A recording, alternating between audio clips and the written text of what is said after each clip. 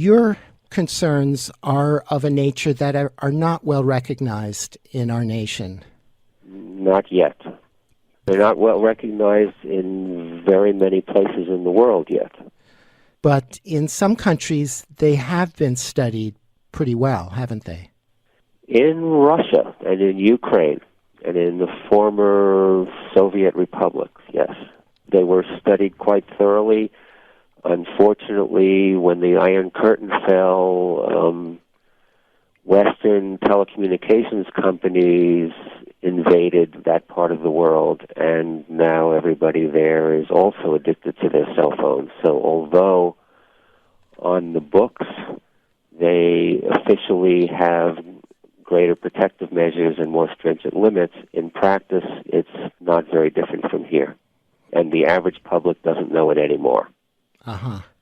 Although they are still teaching the effects, the biological effects of radio frequency radiation in medical schools, in Russia at least. So maybe we could begin by talking about the electrical nature of life and how the brain and the heart and our nervous systems are essentially like finely tuned electrical systems. Yes, they are, and we are kind of schizophrenic about that in science.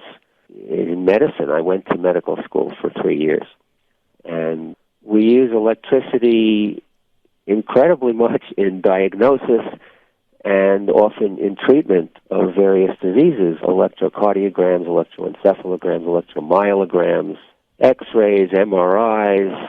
We use it to restart the heart. There are PEMF devices, pulsed electromagnetic field devices to treat various neurological disorders, mental disorders.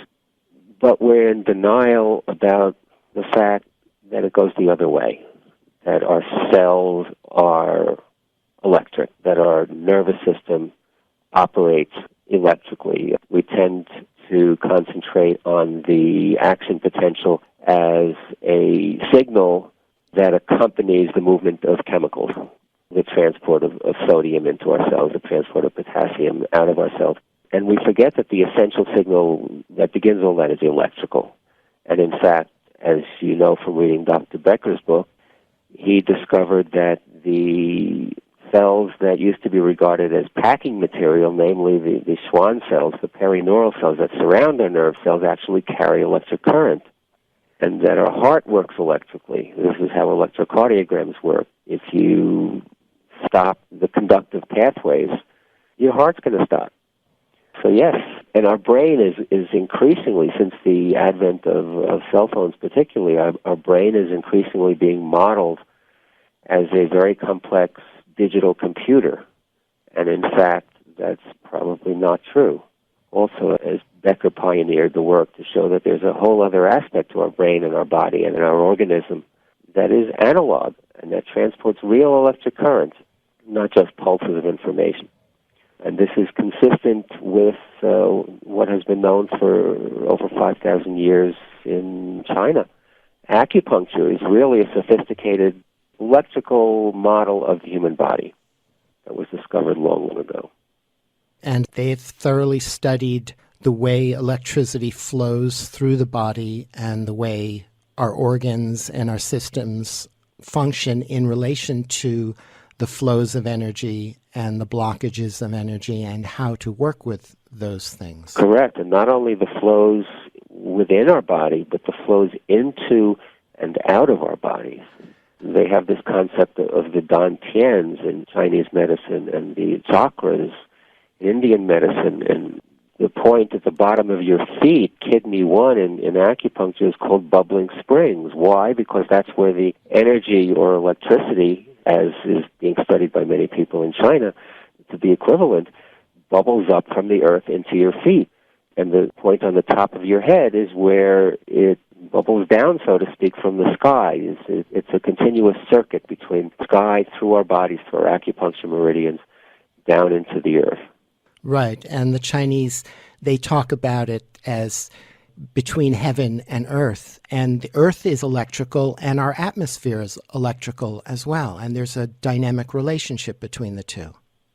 Correct, yes. So we live in what's known to atmospheric physicists as the global electrical circuit. The upper atmosphere and the ionosphere are largely charged ions, electrons, protons, charged oxygen atoms.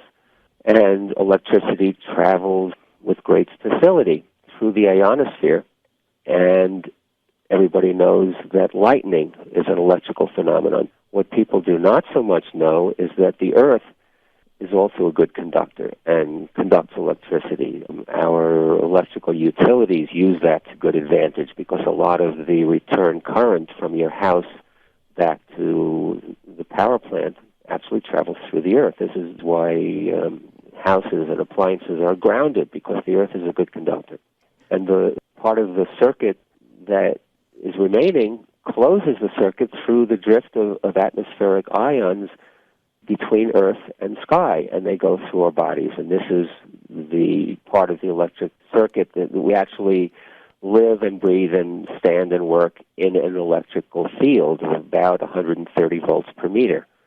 This is what travels from sky to Earth via atmospheric ions through the top of our head, through our acupuncture meridians, and down into the Earth.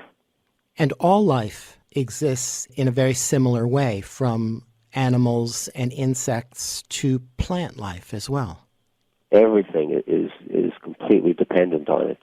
And affected by everything that's in the atmosphere electrically. This is what's very important, and this is why I wrote my book. This is what our society is in denial about, and has been in denial about for a very long time, resulting in the fact that we are broadcasting electricity now freely through the air without a thought as to what it's doing to us and what it's doing to our environment. And I'm talking specifically now about wireless technology, cell phones and the like. Mm-hmm. And throughout this book of yours, you share documented research and studies that demonstrate the actual effects of various forms of electrical technology on our physical health. And before we get into that stuff, I thought we could maybe explain the difference between some of these different technologies, how they're related in the electromagnetic frequency spectrum. You're talking historically or what exists today? And I guess it's all of a piece. My book starts back in the 1700s. Well, let's explore some of the history of it. Electricity was originally thought of as a property of life, back as far as Isaac Newton. And it was used originally in medicine for almost 2 centuries before we started using it intensively for lighting our houses and powering our machines. It was used as a panacea to treat many forms of diseases: deafness, blindness, paralysis, arthritis. You name it, people tried to cure it with electricity. That was called electrotherapy, and with success in many cases. In the year 1800, an Italian physicist named Alessandro Volta came along and invented the electric battery. And he made a momentous pronouncement that electricity, in fact, doesn't have anything to do with biology. And there was a heated debate between him and his countryman Galvani as to who was correct. Was electricity simply an aspect of life that we have figured out how to make use of, or was it irrelevant and extraneous to life? And the view that it was extraneous to life won out, and we began to use electricity for things like electric lights. Telegraph wires came first, actually. In the beginning, all we had was direct current, at first from friction machines producing static electricity, and then the electric battery was discovered, and it was still direct current, only flowed in one direction, from the positive to the negative pole. When alternating current was eventually discovered, so you have electrons oscillating in a wire back and forth many times a second. What we have in our house wires nowadays, here in the U.S. and in Canada, it vibrates back and forth 60 times a second. It's called 60 hertz or 60 cycle electricity. In Europe, it's 50 cycle. Then you can oscillate that much faster.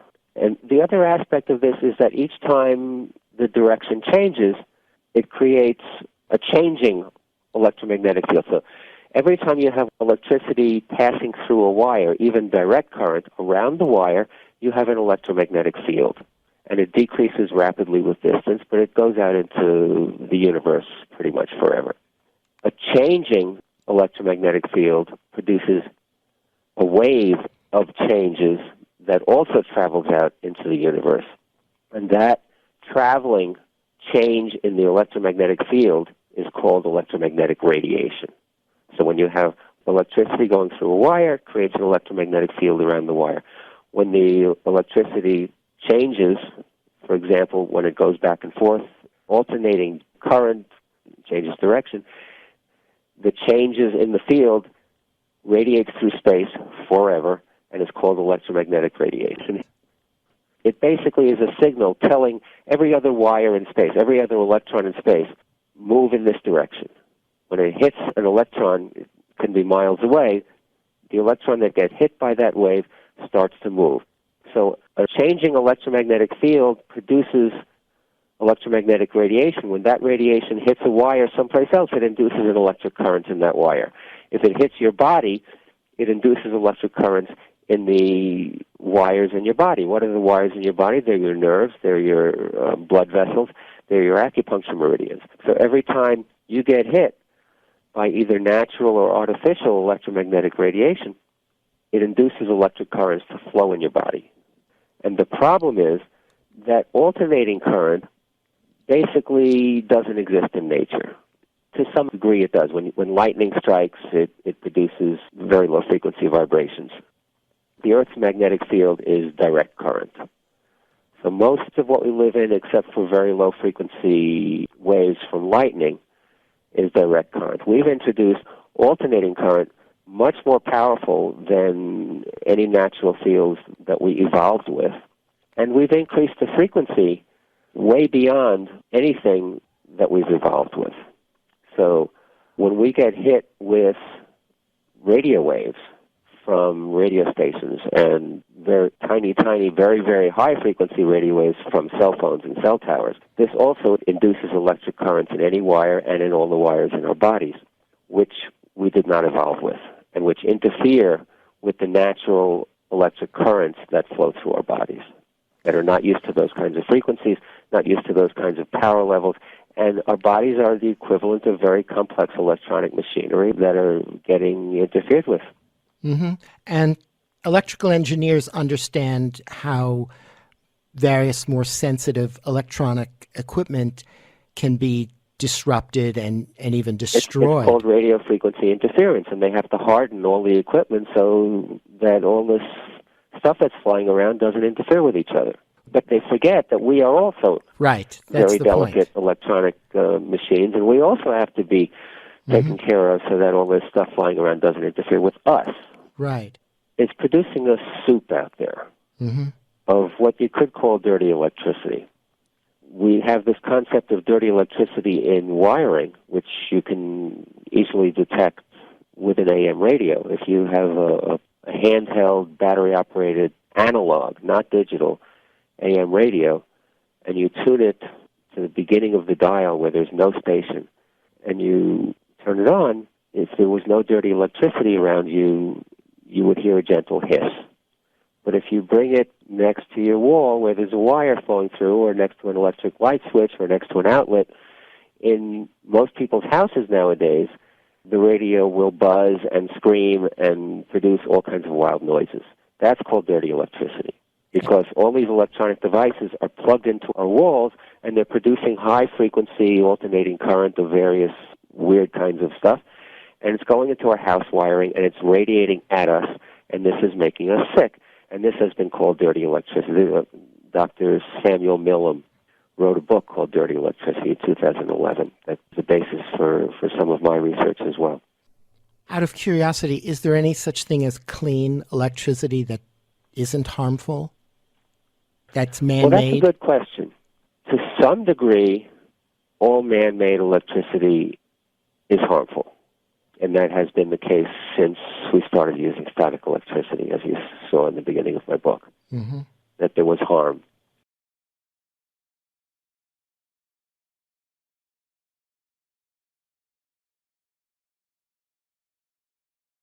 Out of curiosity, is there any such thing as clean electricity that isn't harmful? That's man-made? Well, that's a good question. To some degree, all man-made electricity is harmful. And that has been the case since we started using static electricity, as you saw in the beginning of my book, that there was harm. To some degree, that can be cleaned up. There are engineering solutions. The electromagnetic field around a wire is an unintentional field, and you can shield it. You can twist wires, and you can bury them, and you can configure them so that you can minimize the electromagnetic field coming out of it. As soon as you start putting alternating current through it, the shielding problem becomes more difficult, but not impossible. The difference between all of that and wireless technology is that suddenly we're broadcasting it deliberately over every square inch of the earth. And that is dangerous, and that cannot be fixed.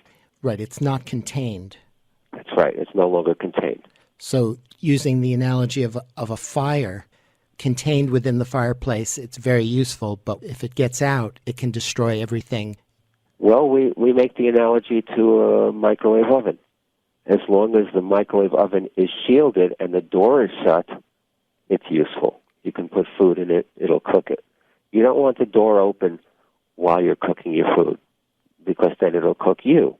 What a cell phone is a small microwave oven with the door open. It's an uncontained source of microwave radiation that you're putting next to your head. So let's get into the effects, and let's start by talking about the historical connections between the rollout of each new level of electrical technology and the illnesses that erupted at the same time. Okay. The first technology that was actually harnessed for uses outside of medicine was telegraphy, telegraph wires. And it was harnessed very quickly and in a very big way. Like millions of miles of telegraph wires were strung around the earth starting in the 1840s, 1850s, 60s, 70s. Submarine cables were laid. It went worldwide. And a new disease was started to be reported in the medical literature that they called neurasthenia. Now, we call that nowadays anxiety disorder, but from the time it was first described, which was in 1860s, until about the turn of the 20th century, it was considered a physical disease, not a psychological disease as we think of it today. And they searched and searched and searched and searched for a cause. And it affected enormous numbers of people throughout the Western world, and it seemed to follow the courses of the telegraph wires, that whenever telegraph wires were laid, all of a sudden, in that part of the world, people would come down with neurasthenia. I make the case that this is due to exposure to electromagnetic fields. In 1889, alternating current essentially was harnessed. It was invented by Nikola Tesla, and his patents were adopted by Westinghouse, and all of a sudden we could transmit electricity long distances with little loss of power. And this was harnessed extremely rapidly, so rapidly that we went from virtually zero use of alternating current to intense use of alternating current in 1 year, and the year was 1889. 1889 was the year of the first great modern influenza epidemic, and this went worldwide, and it lasted 4 years, and it killed a couple million people. Not as intense as the 1918 epidemic. We fast forward to 1918, when the United States entered World War I, and Marconi had shown the world that you could make use of radio waves and demonstrated one of the first transmissions of it 20 years before. But when the United States entered World War I, we made intensive use of radio technology for the first time as part of our war effort. And after World War I is when the development of commercial radio began. I make the case in the book that the Spanish influenza epidemic was caused by the sudden change in the Earth's electromagnetic environment by the worldwide use of radio for the first time. And the next big... Before we get to that, how close were they related time-wise, the Spanish influenza epidemic and the implementing of radio technology? Extremely close. The Spanish influenza began in American bases in this country where soldiers were trained in the use of radio waves. And the installation of the most powerful alternator, 50,000-watt alternator in New Jersey, by the United States for use in communicating overseas occurred in September of 2018, which is exactly when the Spanish influenza epidemic became so deadly. Okay. I just wanted to clarify that. Yeah. Continue with the historical progression. 1957 and 58 was the erection of incredibly powerful civil defense radar stations, again, by the United States, from coast to coast and throughout Canada and Alaska and into the oceans and on airplanes. And that also coincided with the next epidemic of influenza.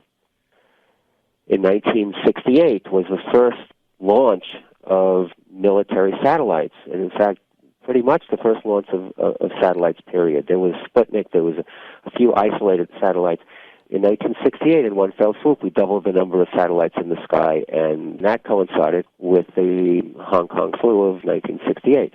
Now, people will be resistant to the idea that influenza is not an infectious disease, but this is why I spend 2 whole chapters on it in my book. Even back in the deadliest epidemic, practically, that has ever occurred in history, which is the 1918 Spanish influenza, there were heroic efforts to try to demonstrate the infectious nature of this disease. Doctors in various universities recruited hundreds of healthy people and brought them to the bedside of the sickest influenza patients and tried to infect them by collecting secretions and mucus and throat swabbings from very sick people, and had healthy people swallow it, put it in their eyes, put it up their nose, inject people with sick people's blood. They were totally unable to infect a single healthy person with influenza from sick people during the deadliest epidemic this world has ever known. The same thing was tried in horses. Influenza affects horses, so they tried to infect healthy horses with the secretions from sick horses. Also failed. So it's fascinating. Some of the old scientific reports make entertaining reading, shall I say.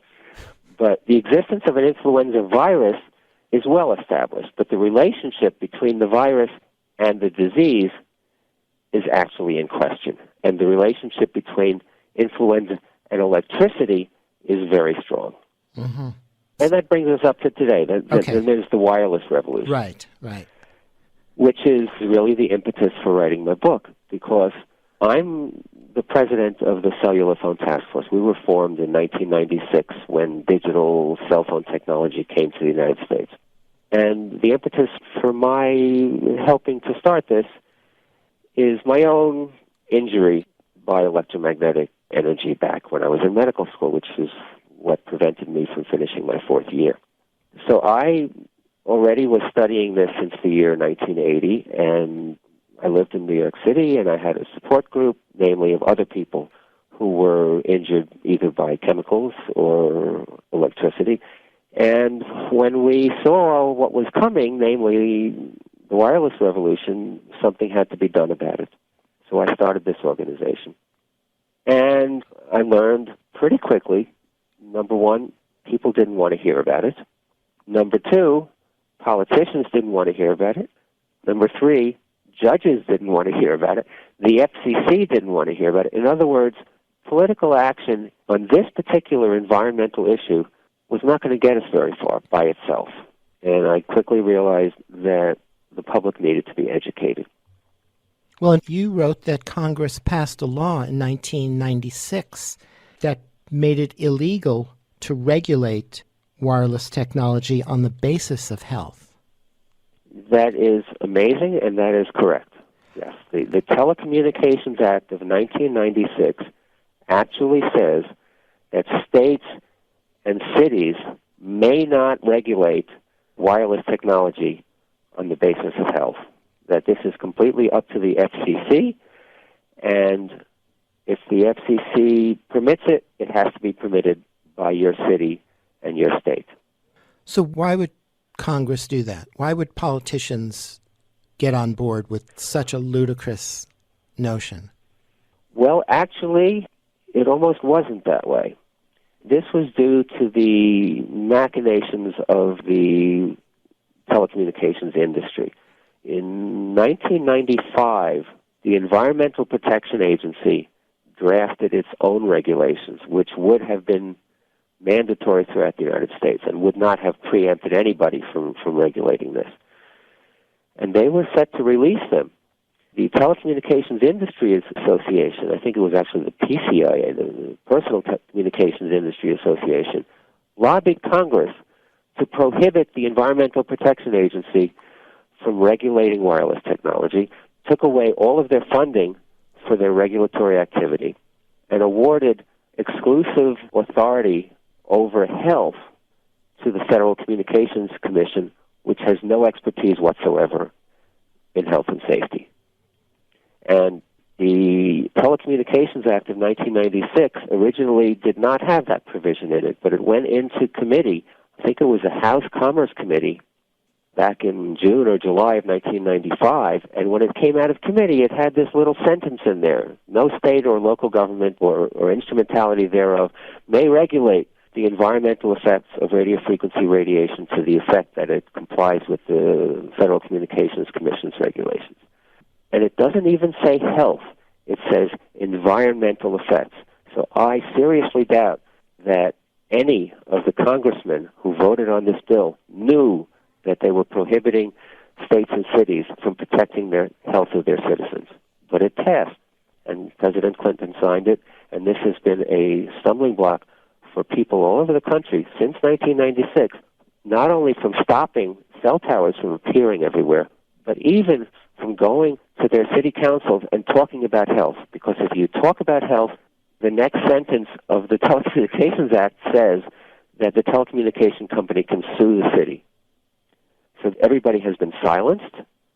Scientists have been silenced. There have been thousands of studies saying this stuff is harmful. But even if you are a scientist, you can't go to your city council and say, hey, this is harmful, don't put it up. You can't even talk about it. So is there much hope for changing that legislation? Well, I think not until the public is educated. I think judges will not stick their necks out at this point. Everybody's on their cell phones. Everybody's addicted to the technology. This is the multi-trillion-dollar industry. It's probably the wealthiest industry in the world. No judge is going to stand up against this industry until the public is on their side. No legislator is going to stand up to the industry until the public is on their side. It all has to happen together. So the public has to demand it. Correct. The public not only has to demand it, but the public has to realize what they're doing to themselves. The public has to realize, and I have a chapter on cancer, I have a chapter on diabetes, I have a chapter on heart disease. The public has to wake up to the fact that most of the cancer, diabetes, and heart disease that we have in our world is being caused by wireless technology, and specifically by your cell phone.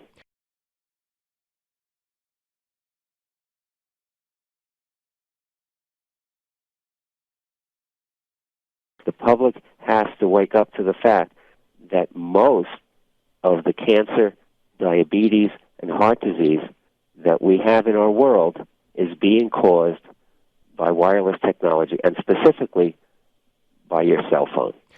Okay, and that was where I wanted to go next. And the mechanism or how this electrical technology causes these diseases. Okay. First is the fact that it does.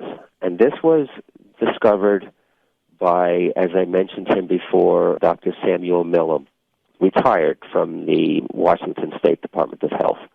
He wrote his little booklet called Dirty Electricity back in 2011. And these amazing charts were in his book from the 1930s and 1940s when President Roosevelt's rural electrification program was going on. So there were charts from 1930, there were charts from 1940, that as soon as a state was electrified, the rates of rural cancer, diabetes, and heart disease quintupled. All of a sudden, the areas that had been electrified had 5 times as much of these diseases as areas that were not electrified. This was shocking, and also people didn't want to hear it. I took his work back to about the year 1800, and I found not only that what he said was true, but it has been true for a long, long time. That before we encircled the Earth with millions of miles of telegraph wires, there was basically no such thing as diabetes. It was an extremely rare disease. If you were a doctor, you were lucky if you saw 2 cases in your whole lifetime. Even doctors who wrote books about it didn't see more than 2 cases in their lifetime, 1 or 2 cases. Cancer was a very uncommon disease. Heart disease did not exist except in old people and in infants because of congenital disorders. This was true up till about the 1850s. In the 1850s and 1860s, all of a sudden, wherever electricity came, you started to see a rise in these 3 diseases specifically. And this has continued up to today, and I've correlated it with each advance in electrical technology. And the explanation has to do with what goes on in our cells, and in fact in the powerhouses in our cells where we metabolize our food. That's called the mitochondria. The last step in metabolism is the electron transport system in the mitochondria, where the electrons from our food get combined with the oxygen that we breathe, and we essentially burn our food and produce energy. Electron transport is subject to interference by electromagnetic fields. Which sounds very obvious. Yeah. And what happens when you interfere with electron transport? You can no longer efficiently metabolize sugars, so they back up into your bloodstream, and you get diabetes. What happens when you can no longer efficiently metabolize fats? That backs up into your bloodstream, fats get deposited into arteries, and you get heart disease.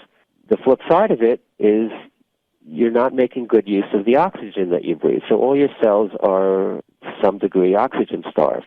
And cancer thrives in an anaerobic environment, anaerobic metabolism. In fact, how cancer is usually diagnosed nowadays is because cancer cells use enormous amounts of glucose in anaerobic glycolysis. That's how cancer is diagnosed. You take a picture of the body, and the areas that show up as having high radio-labeled glucose are the areas where you look for cancer. So those 3 diseases are going to be increased if you interfere with electron transport, and that's exactly what's happening. And reading your book, everything you present makes a very, very convincing argument for this. And I didn't make this up. I'm very good at piecing together pieces of a puzzle. I'm very good at seeing the overall picture.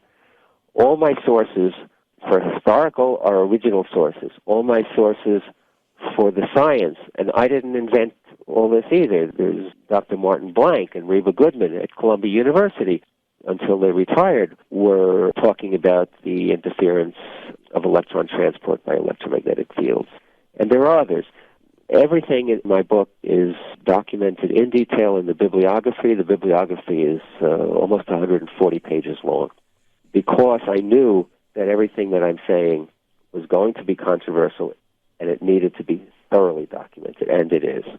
So maybe we could get into some of the studies of the effects on animals and insects, birds, and bee colony collapse is a huge issue these days. Yeah, the bees is one of the most interesting parts of this. There is a lot of evidence nowadays that colony collapse syndrome in honeybees is due to electromagnetic pollution, largely from cell towers. And there is anecdotal evidence all over the world that bees tend to disappear in the vicinity of cell towers. There's been work explaining this, but let me go back again to the history, that the first instance of reporting of something like this occurred on the Isle of Wight, Yes. off of England, where Marconi built his first radio station. And immediately, back in 1904, the bees started to disappear from that island, and it was called Isle of Wight disease. And I go into the history of that also, because colony collapse disorder did not emerge from nothing. It had a whole history going back to 1904, except it's gotten a lot worse, and dramatically so in modern times, again, coinciding with cell phone technology. The most dramatic experiment was done, I believe, in Switzerland by Daniel Favre. I may be getting him mixed up with somebody else, but there was a dramatic experiment where they exposed honeybees to an actual cell phone. And then, at short intervals, took samples of the bees' hemolymph, which is the bees' version of blood. And within 10 minutes after the exposure to a cell phone, the bees were practically not metabolizing their food. That the sugar levels rose to very high levels in their blood. The fat levels rose to very high levels in their blood. The protein levels, the amino acid levels rose to very high levels in their blood. They ceased metabolism, and all it took was 10 minutes to a bee. And their metabolism is very, very much faster than ours is, so it shows up first. But it's spectacular. You asked about birds. There have been surveys of birds. I highlight Alfonso Belmori's studies in Chapter 16 because he specifically took surveys of all the different birds in Valladolid, Spain, where he lives and works. He's a wildlife biologist. And he showed how all the different species were very much more common in areas where there were no cell towers. And they became less and less common the closer you got to cell towers. And he observed their behavior and described their behavior. He observed storks and sparrows. He did experiments with amphibians, raising them in tanks, shielded and non-shielded, also very dramatic. The shielded tanks of tadpoles that he raised. They were both on a balcony of a building, like the fourth story of a building that was 200 meters away from a cell tower. The shielded tadpoles all lived. The unshielded tadpoles practically all died. It was very dramatic. And so it makes you ask the question, why are so many species of amphibians disappearing from remote wilderness? It probably has very much to do with we don't treat radio stations and radar and cell towers, which we put in remote wilderness, as environmental assaults, and they are. And they affect plants as well. There's studies of how forests were affected by radar stations.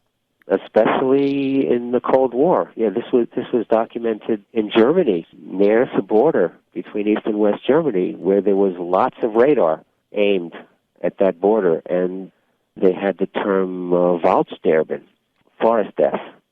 And it specifically happened in areas that were highly irradiated. So there's an interesting paradox of the people who are most affected by this technology, whose health is affected the most. You'd think it was the young and the infirm who would be most affected, but studies show that it was actually the healthiest members of the population and the people in the age between 15 and 30 who were most susceptible to particularly the influenza outbreaks. Yeah, this was a peculiar aspect of influenza, and still is a peculiar aspect of influenza, although nowadays we hear advertisements telling old people and infants to get vaccinated. But in fact, influenza more often makes you sick if you are between the ages of 20 and about 50. And the stronger you are and the healthier you are, the more likely you are to get influenza. And this was very dramatic in the 1918 flu epidemic, so much so that doctors started to worry that their advice to their patients to stay healthy and to be fit and strong was actually killing them because it was the strongest, healthiest people that were getting influenza and dying of it. Is there any logic to why that happens that way? Well, they never figured it out. And people who have specialized in influenza since then have not figured out why. My theory is that it is the strongest and health, and it hit pregnant women very hard, too. Those of us who are most vital, in other words, people in their young years, people who get pregnant, people who are very much connected to the world, are also very much more connected to our electrical environment. We have much more chi flowing through us, our acupuncture meridians. And this is vitality that we get from the world. When the global electrical circuit becomes polluted, essentially with dirty electricity, just like when we plug our electronic devices and computers into the wall, we pollute our wiring with dirty electricity. We're actually polluting our bodies with dirty electricity when we throw this stuff out into the world. And those of us who are most connected to our environment are most susceptible to being disturbed by it. Mm-hmm. And then there's the people that are saying, well, we're living longer than ever before. So what's all this uproar about illness and disease? I also have a chapter about that. Chapter 14 in The Invisible Rainbow is about exactly that our metabolism is being disturbed. And when you slow down your metabolism, it's like putting us into a mild state of suspended animation. And of course, if your metabolism slows down, you're going to live longer. And it's very interesting. The most reliable way to extend an animal's life in the laboratory is to restrict its intake of food. This is called, in longevity research, calorie restriction. That if you restrict an animal's intake of food throughout its life, it will live longer, and it will live much longer. You can double a mouse's life simply by cutting its food intake in half throughout its life. It slows down its metabolism. But that's a healthy way of slowing down the metabolism. When you cut down your intake of food, your rate of metabolism decreases, your rate of disease also decreases. It turns out that when you irradiate an animal, and this can be non-ionizing radiation, the experiments bear this out too. We have research that they expose rats to radio waves throughout their life. And we have research where they expose animals, various types of animals, to ionizing radiation, atomic radiation, X-rays, gamma rays, for their whole lives. That if the dose is small enough, it won't kill them, but it will make them sick, but they'll live longer. That animals that are exposed to gamma rays at low doses get lots of cancers, but on average they live longer than the unexposed animals. And the same thing with radio waves, that if you expose animals to radio waves throughout their lives, like laboratory rats, they get more cancers, but on average they live longer. So if they're not killed, if they don't die of their disease, they live longer. Uh-huh. So you can restrict your metabolism in one way and have you become healthier, or you can restrict your metabolism in another way and live a sicker, longer life, and that's exactly what we're doing now. In our world in the 21st century, we are living sicker, longer lives, and the length of our lives is not primarily, is to some extent, but it's not entirely due to modern medicine. Some of it is due to all this electrosmog that we're living in.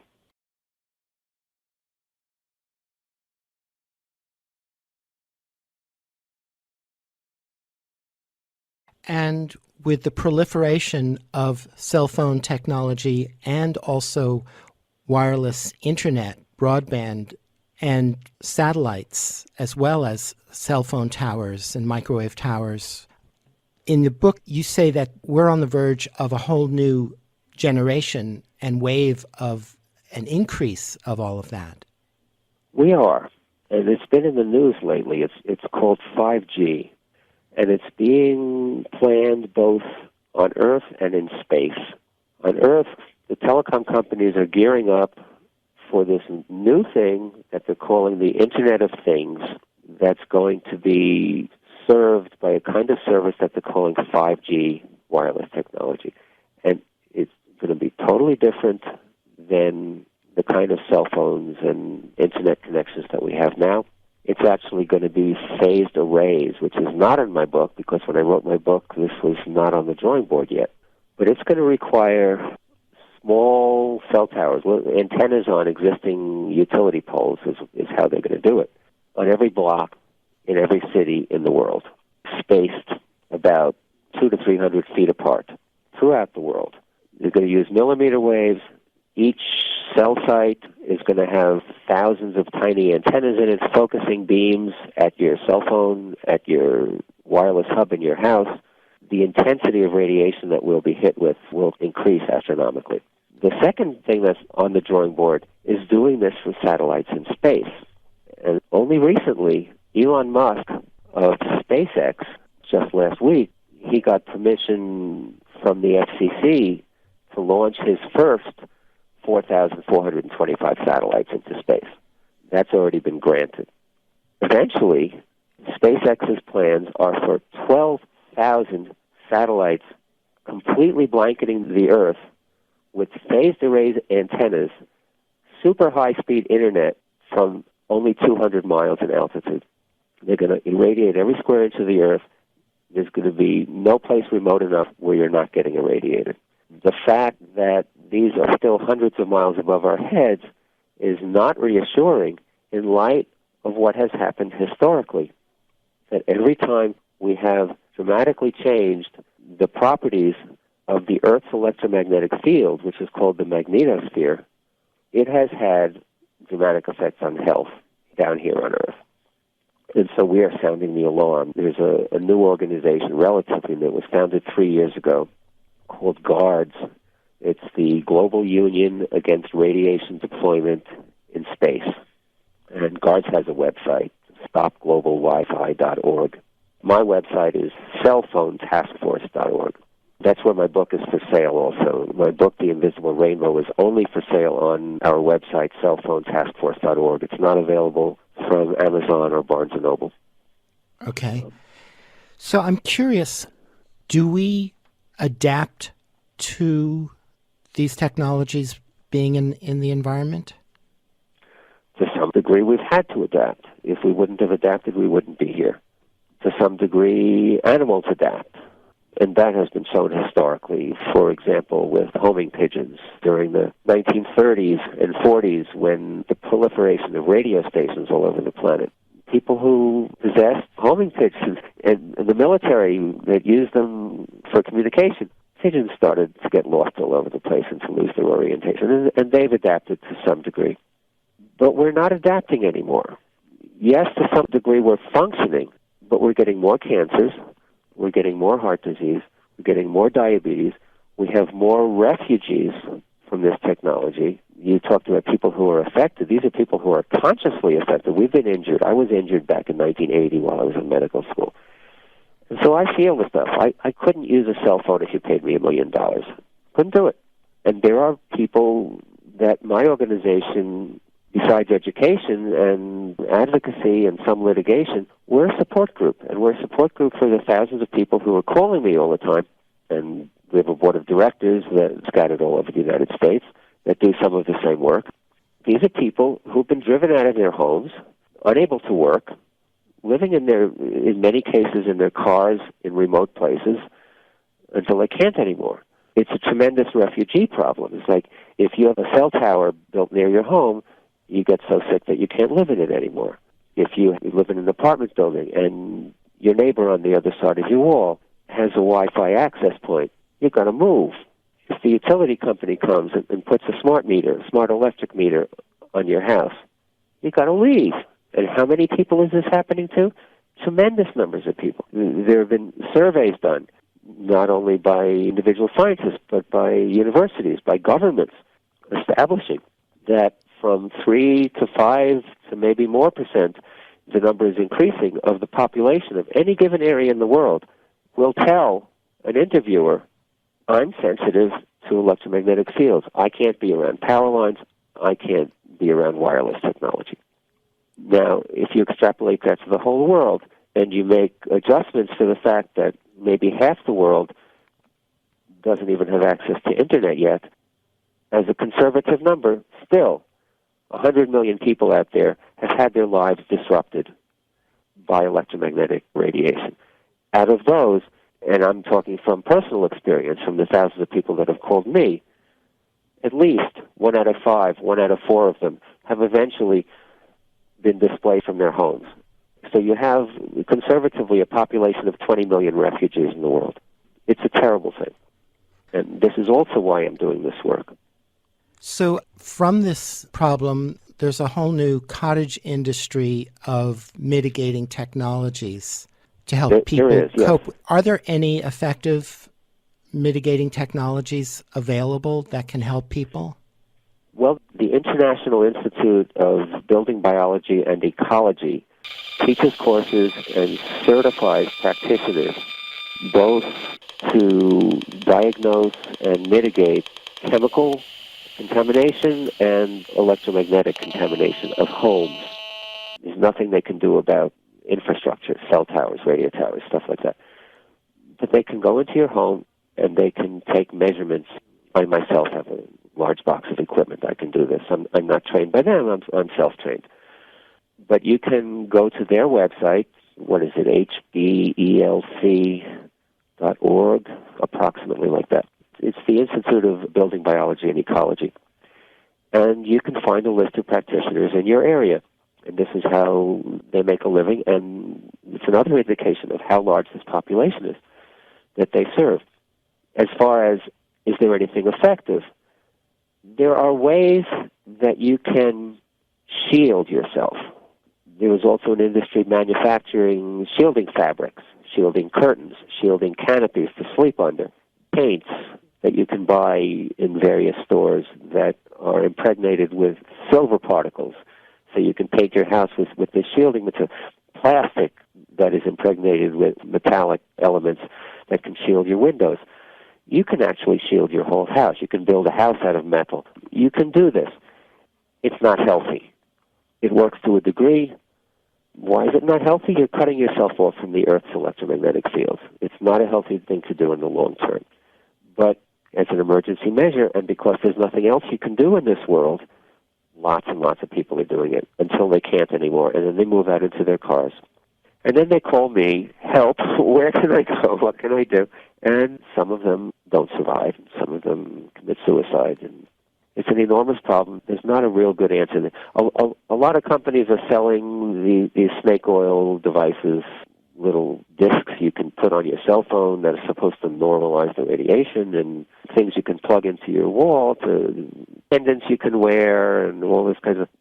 None of them work, and many of them are harmful. A lot of them put out what they call a Schumann resonance field of 8 hertz, which is supposed to duplicate the resonant frequency of the Earth. It's just more radiation. It's harmful. It doesn't work. So then there's really not much hope for... But the hope is we've got to stop it. Right. This is a threat. This is political activism. It's political activism. It's a planetary emergency. It's a threat to life on this Earth. In my opinion, it's a more immediate threat than global warming. Because global warming is going to kill us eventually if we don't do something about it. This is going to kill us in a couple of years if we permit 5G to come from space. And there's no way to really effectively and healthfully stop it or block it. Go live underground. we shouldn't have to live this way. And most people are oblivious. And that's why I'm on the radio. That's why I'm consenting to give interviews. That's why I wrote my book. That's why I helped organize GUARDS and founded the Cellular Phone Task Force in 1996. And it has to be done. It has to be stopped. So how can people get involved in this? How can people do something to make the most of their energy and activism? Contact me via my organization's website. It's www.cellphonetaskforce.org. Contact GUARDS, which is stopglobalwifi.org, and get involved with us. We're very few people. When I say very few, yes, we're spread all over the globe. Yes, there are scientists that are butting their heads against the wall just like us activists are butting our heads against the wall. There was an international scientist appeal for a 5G moratorium that has been submitted to the European Union. They're also not getting heard. 236 scientists signed that so far. It's a drop in the bucket. We need more people. We need more awareness. We need people to realize when they pick up their cell phone and make a call, they're hurting themselves. They're destroying brain cells. They're hurting their health. It's interfering with their sleep. This is why so many people need sleeping medications and anti-anxiety and antidepressants. First thing is awareness. Second thing, get rid of your cell phone. Third thing, call us up. Contact me, contact guards. Buy my book. It's The Invisible Rainbow, A History of Electricity and Life. It's for sale on my organization's website, on a few other websites, but go to www.cellphonetaskforce.org and you can buy my book there. Well, this is a very disturbing and harrowing issue. If we get rid of wireless technology, remember how the world used to be in 1995. And I'll leave your audience with that. It's like we can be so much more alive. Our bodies can be so much more healthy. This is how long we've had cell phones. Okay. Most of us. Okay, so you're talking about we can stop using cell phones.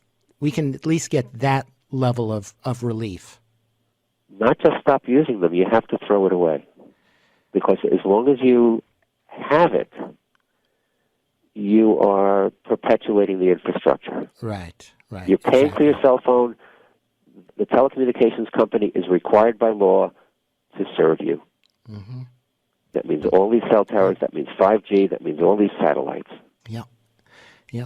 And this is the largest industry on the planet at this point. It's the largest industry on the planet, and it's the largest cause of disease. Mm-hmm. And people counter with, we're not going to get rid of cell phones. That's not going to happen. And I have to tell them, well, do you want the world to continue? Do you want to put an end to life? How much do you value life on Earth? You have to make a choice. Mm-hmm. Yep. That clarifies the issue very well. And that's a great note to end on. Thank you so much for all your work and for your time today. Thank you, Tonio. It's been a very interesting conversation, and it's a fascinating book. I expect it to be reviewed in a environmental history journal shortly. And that was Arthur Firstenberg. He's been hailed as the Rachel Carson of the 21st century. After graduating from Cornell University with a degree in mathematics, he attended the University of California at Irvine School of Medicine when an X-ray overdose cut short his medical career.